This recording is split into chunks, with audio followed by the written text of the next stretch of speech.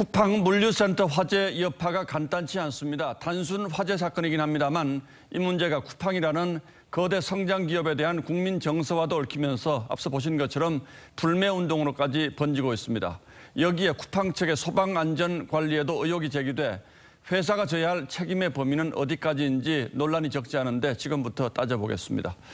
자, 윤슬기 기자, 네. 중대재해처벌법이라는 게 있지 않습니까? 그렇습니다. 작업장 사고에 대해서 기업의 최고 경영자까지 책임을 져야 하는데 이번 경우도 적용이 가능한 겁니까?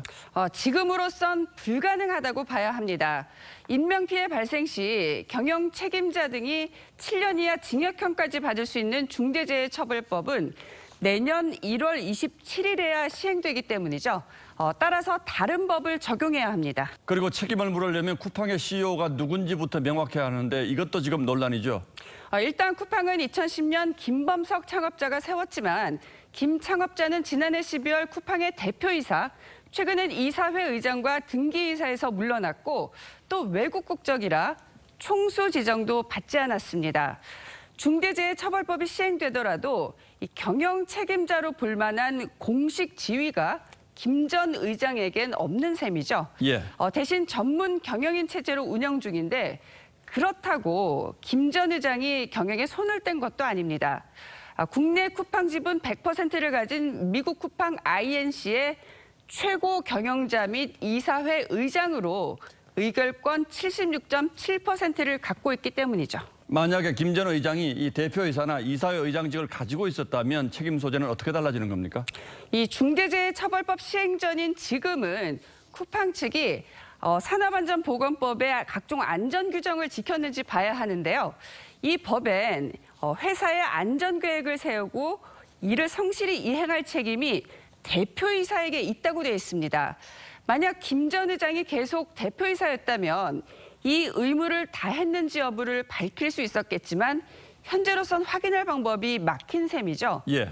경영자 책임을 무겁게 묻는 이 중대재해처벌법 시행을 앞두고 정작 기존의 법 적용도 어려워진 예상치 못한 상황이 된 겁니다.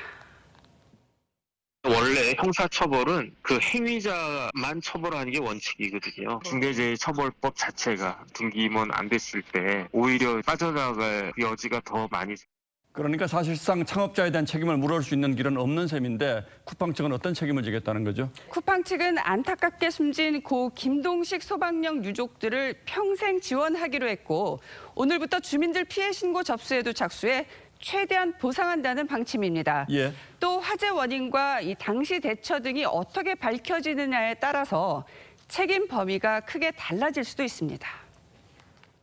소방 관리를 잘못한 경우에는 휴학은 방화가 피해가 크게 날 수 있기 때문에 소방관계법령의 처벌 형량이. 예, 이런 법적 책임과는 별도로 쿠팡에 대한 국민 정서의 문제 그리고 쿠팡이 과연 사회적 책임을 다했는가에 대한 논란은 앞으로도 계속 쟁점이 될 수 있겠군요. 그렇습니다. 예, 윤슬기 기자 잘 들었습니다.